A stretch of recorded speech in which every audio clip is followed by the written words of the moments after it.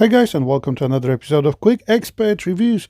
Today we've got the 2009 BMW 318D, D for diesel, Tourer M Sport E91.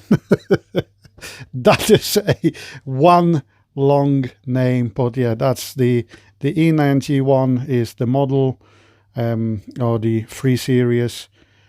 This is how the car looks like. Now, as you can see, it doesn't look particularly standard. You do have these upgraded wheels. There are 18-inch wheels. You've got this front splitter at the bottom. So yeah, it does look a bit different. You've got these tinted windows at the back as well, de-chromed grille as well. So yeah, a lot of stuff has happened. Like I said, the front splitter in here. To this guy, it's also remapped. As far as I know, the owner has remapped it, so it went from the standard 140 brake to 180 Newton meters. I believe it went from 270 standard to 360. And it's straight piped as well. So it isn't particularly standard. But it is a nice car nevertheless. Now, as you know, me and my channel, I'm particularly fond of the Lexus brand. So it was an interesting experience to review a BMW. But yeah, it's a really nice car, I have to admit. If you're 18 years old, not 35 like me. So let's start with the interior itself. So obviously on the right we've got the everything in regards to lights, the front lights, the fog lights and everything. We've got 4 electric windows. These are automated windows, so not like in a Honda Accord where you have to press and hold. You just press it once and it opens the window, the window, and press it again to close the window. So that's that. We've got the onboard computer over there, tells us the time, temperature outside. You can obviously adjust that, tells you when you need to do an oil change and stuff like that. In here, hidden on the left hand side, we've got the cruise control. Even though it's a manual, you do have a cruise control. And then you've got this start stop button. So basically it's not a keyless entry, but all you have to do is take the key in and press the start button and it starts up. And then you put it back again. Well, I took it out, but just to show you how it works.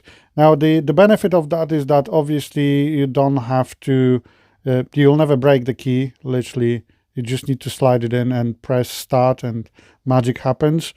The car is also equipped with a start-stop system, but not the button. It's just like, obviously, if you stop in a traffic or whatsoever, it will shut down the diesel engine, which works pretty well, to be honest. Not as slow as in my Vauxhall Combo and the Volkswagen Caddy. It's particularly slow over there. Like seriously, it takes like 5 seconds for the engine to kick in, which sometimes decides about you getting on a roundabout or not. One kind of flaw is the cup holders. So the one on the right is the driver's one, the one on the left is the passenger one. So it's quite a reach to that cup holder. When it comes to the audio system, this button here changes between aux, 3.5mm jack, radio and CD. So pressing that obviously changes between radio, CD and aux. The auxiliary import, the port itself is in the armrest. I'll show you later on. Then you've got the climate control. That's the button to turn off the on-off, and the rest are 7 fake buttons, obviously, because there's quite a lot that you can upgrade to. Then we've got a 6-speed manual, and like I said, you've got the armrest, which does have a aux in, Plus, you've got the cigarette lighter port, so you can plug in a charger. And then we've got this small pocket which fits basically Nokia 3310 or something like that. Doesn't fit anything bigger than an iPhone 4S, unfortunately, and that's a 4S without the case as well. So let's have a look at the space in the back, and it's actually quite spacious, considering I'm 6'1". Yeah, as you can see, yep, quite a lot of headroom, as you can see. So yep, pretty decent. Really happy with that. Really surprised with that. Actually more space than in the GS450H I used to have. And then obviously we've got the reading lamps, as I call them, reading lights in the back. Obviously electric windows, as I've mentioned, the hooks and all that jazz. But yeah, considering I'm 1 meter 85 centimeters tall, or 6'1", I believe it is, looking at the British measure, I have to admit that it's quite spacious. Now, another flaw is there are no cup holders in the back at all. Zero, nada. So if you've got kids, that's it. There's nowhere to put the drinks, unless they've got child seats with the cup holders built in. That's it, you're out of luck. So that's a bit pants. But other than that, you've got the Isofix anchors on the bottom, sorry. And that's pretty much it when it comes to the rear. And now let's have a look at the trunk. Now, one of the cool features I like about this wagon or the Tourer is that you can open just the rear window. It's like in the Jeep Grand Cherokees. So you don't have to open the whole trunk if you want to slide something in. Or you can obviously open the whole trunk. So yeah, quite spacious. I believe 460 liters when it's folded with the seats up. Yep, you've got all sorts of anchors. You've got the 12-volt socket, as you've seen on the left. You've got all these belts built in and so on. So yeah, pretty decent option when it comes to the trunk. It's quite well equipped. So yeah, just double checked. 460 liters with the seats in the upright position, and when the seats are folded, it's 1385 liters. So very spacious boot, considering it's a 3 Series, not a 5 Series. Really nice car. If you're, like I said, 18 years old, not 35 like me. But I'll cover that in a second. So yeah, let's take it for a drive. Let's see how it performs. Now this particular car is slightly different than a standard BMW. You've got the straight pipe, as I've mentioned. You've got the engine was chip tuned. Now, as standard, the E91 Tourer came with the 318D, came with the facelifted model, came with an up in horsepower. So pre-facelift was 121 and 280 Newton meters of torque. Now after the facelift, you got a come on, you're coming or what? Wow, that was slow.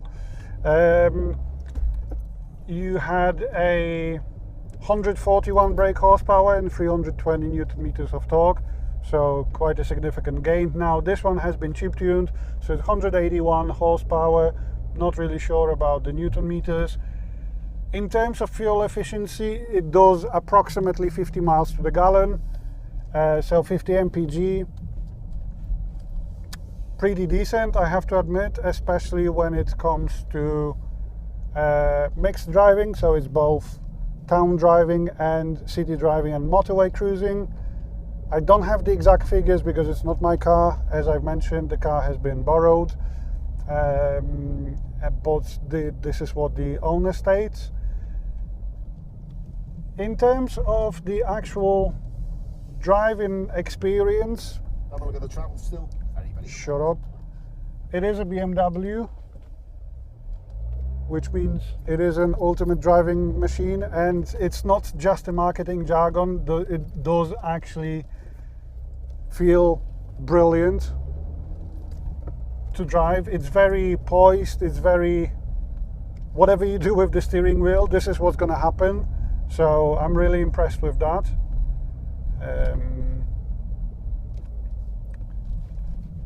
Can't really complain here. In terms of the ride stiffness, that is the only thing I could complain about.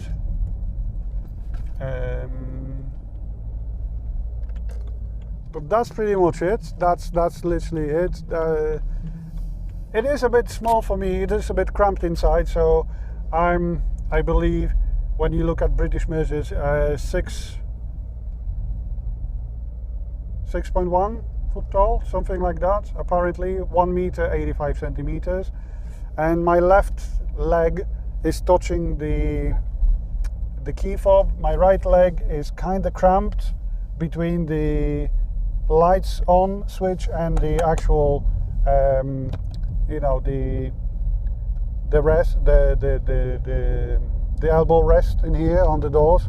So it is kind of cramped, unfortunately for me, but it might not be for someone else.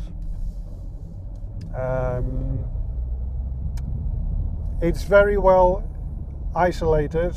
If you just give me a second, just bear with me for a sec.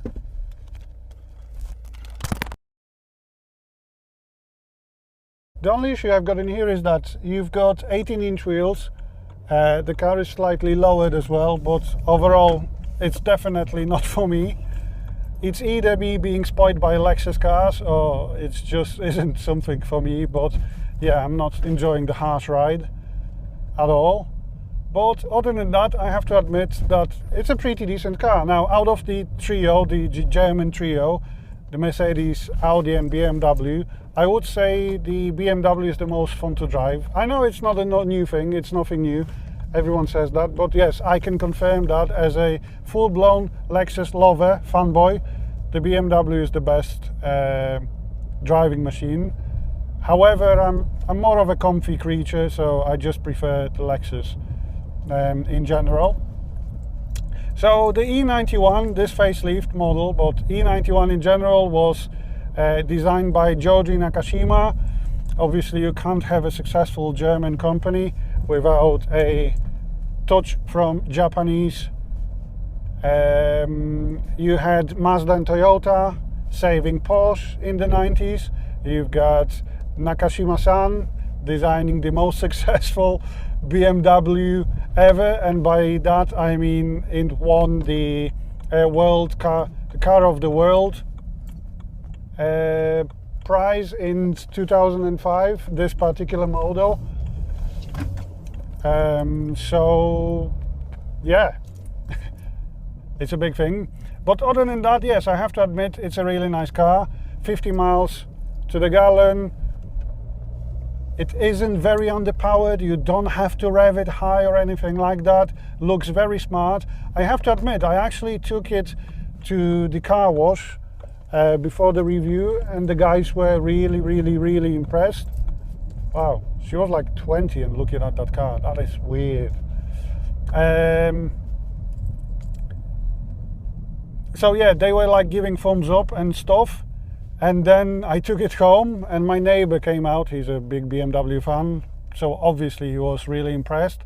But then a couple of other neighbors I've met, I was like, oh, nice car, is that yours? And I'm like, nah, I still drive the boring Lexuses. And they're like, it looks really smart, it looks really nice. I'm like, yeah, it actually does. I have to agree, don't get me wrong, I love Lexus, but yes, BMWs do look smart, they do look really good, really nice. But yeah, going back to the BMW, so you've got the facelift model, so you've got the, like I've mentioned, you've got the improved performance, you've got the engine, the N47 engine rather than the M47. Now there is a big thing with the BMW service intervals, so apparently they are every 20,000 miles, which means that apparently, again it's not my car, apparently turbos do fail after just 45,000 miles. You want my number? After just 45,000 miles. So yeah, that is a big thing that you need to look at. And apparently after 60,000 miles you should change the oil at least every 10,000 miles. So you should change the service interval from 20,000 to 10,000. Apart from that, if you don't disconnect your phone Bluetooth before you leave the car and you switch it off and you leave the car, apparently the Bluetooth will still search for your phone and it might drain the battery overnight. The actual battery, because it's a start-stop car, costs around £270. This is based on my neighbour's experience, because weirdly enough both our batteries went. Mine has swollen in my Lexus GS and it cost me 70 quid. Bosch one, where he had to fork out £270 or even 300 because it's a smart stop system, so it requires a different battery. However, other than that, I don't think there's anything else that can go really wrong with the car itself. Yeah, the speed bumps are absolutely horrendous in this car. But yeah, other than that, it's pretty decent. Now, economy-wise, brilliant.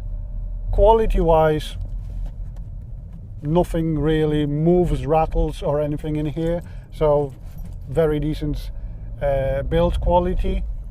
Might not be to a Lexus standard, but yes, very decent build quality. It's not, like I've mentioned before about the interior, it's not like, you know, overly complicated. Everything is plain, simple, decently laid out. What I like about the start-stop system, so apart from the Lexus, I also drive a 2020 Vauxhall Combo for work. It's like a van. It's got a start-stop system as well from 2020. Now with this one, with the Vauxhall, whenever it stops like it did right now, and then it turns on when you release the clutch, when you press the clutch, it takes like a half second. So sometimes on the roundabout, it's not that safe. It takes a while, where with this one, it's actually faster. It's ready to go straight away. So I really like that. I really enjoy that. It works really well, puts a bit more confidence. But other than that, pretty decent car. Especially with the enormous boot space, especially when the seats are folded. With the economy, this one is actually, oh, one more thing, look after the car. Like I said, the oil changes and everything, purely because apparently around 90,000 miles, if you don't change the intervals, the oil changes, and you don't look after it, there are some issues with the timing chains. Now obviously with a timing chain, they are usually designed to last the whole car's lifespan, but with this one, I would just have a proper look before you buy the car or after you buy the car. Take it to the garage, have them look at the timing chain, because it might be a costly job. You know, with the timing belts, it's usually around 300, 400 pounds. With timing chains, you're looking around £1,000. In terms of this car, my friend had it for 6 months. What we did was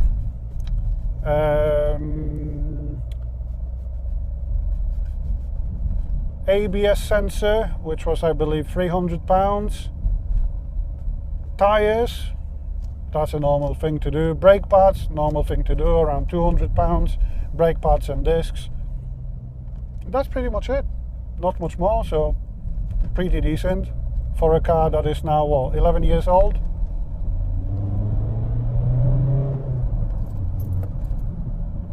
Yeah, and in terms of getting up and go, yes, it does. Even though it's a 318D that has been remapped to 181 brake horse, you still can feel that it does pick up and go. I'm not a particular fan of the straight pipe system, purely because it sounds like a diesel transit, but beauty is the eye of the beholder. It's his own car. If he likes it this way, he likes it this way. So yeah, that's that. I've tried to find any fun facts about the E91 BMW. If you just give me a sec.